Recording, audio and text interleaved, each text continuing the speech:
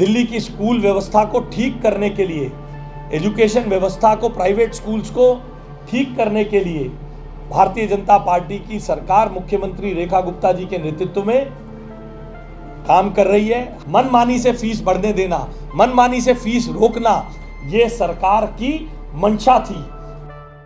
दिल्ली के शिक्षा मंत्री आशीष सूद ने प्रेस कॉन्फ्रेंस की, जिसमें उन्होंने आम आदमी पार्टी पर जमकर हमला बोला। आशीष सूद ने कहा कि आम आदमी पार्टी ने कहा था कि मनमानी ढंग से फीस बढ़ाने वाले प्राइवेट स्कूलों के खिलाफ सख्त कार्रवाई करेगी, जबकि पिछली सरकार में कई प्राइवेट स्कूलों में फीस बढ़ाई, लेकिन बावजूद उनके कार्यकाल के दौरान कुछ नहीं किया गया। मंत्री आशीष सूद ने कहा, हम इस तरह की मनमानी को बीजेपी सरकार में चलने नहीं देंगे। साथ ही पूर्व शिक्षा मंत्री मनीष सिसोदिया को भी उन्होंने आड़े हाथ लेते हुए उन पर कई आरोप लगाए हैं। आप सब दिल्ली के नागरिक भी हैं, पत्रकार से पहले आप दिल्ली के नागरिक हैं।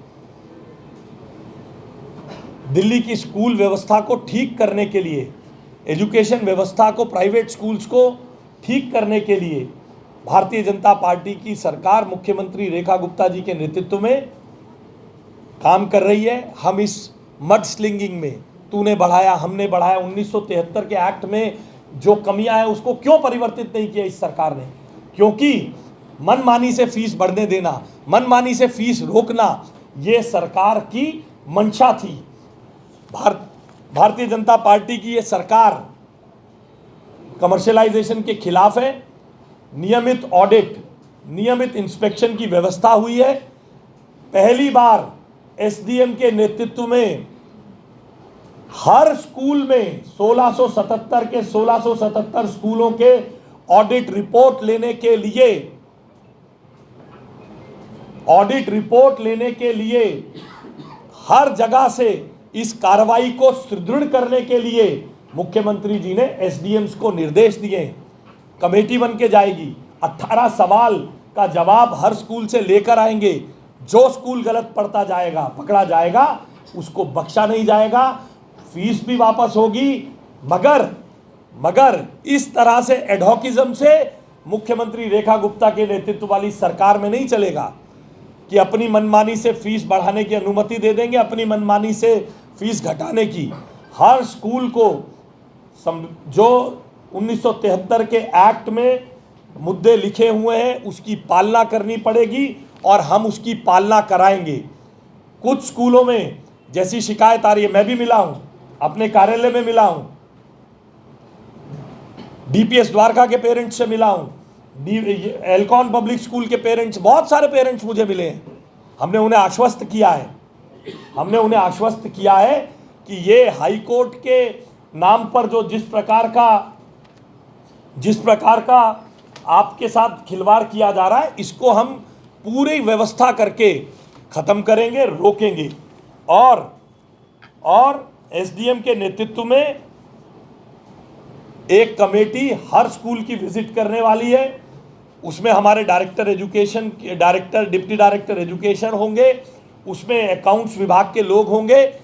हर स्कूल की जांच होगी, हर स्कूल को, और ये जांच चल रही है। मैंने आपको बताया, डीएम कापासेड़ा के नेतृत्व में डीपीएस द्वारका की विजिट हुई है, एक एक बच्चे का इंटरव्यू वीडियो रिकॉर्डिंग हुई है और उसकी पूरी कार्रवाई चल रही है।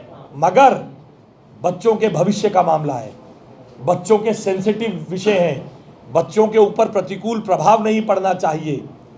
इसलिए हम बच्चों के हित और पेरेंट्स के हित, दोनों के हितों को साध रहे हैं। और जो मुख्यमंत्री जी के निर्देश पर 2024 के केस में डेट पड़ी हुई है मई की 25 में, इनसे इतना नहीं हुआ कि हम बच्चों की एडमिशन से पहले, हमारी सरकार, हमारे विभाग ने मुख्यमंत्री जी के आदेश पर उसको अर्ली हियरिंग के लिए अपना लगाया है। उस कोर्ट के केस को भी जीतने की व्यवस्था करके स्कूलों को बाध्य करने का काम हम करेंगे। कभी इसकी सरकार ने नहीं सोचा कि at the end of the financial year, यानी 31 मार्च को आएगा, 1 अप्रैल को स्कूल खुलेंगे, तो उस ऑडिट का करेंगे क्या, उस ऑडिट रिपोर्ट का करेंगे क्या? एक दिन में फीस को बढ़ाने घटाने का क्या समाधान निकाला जा सकता है?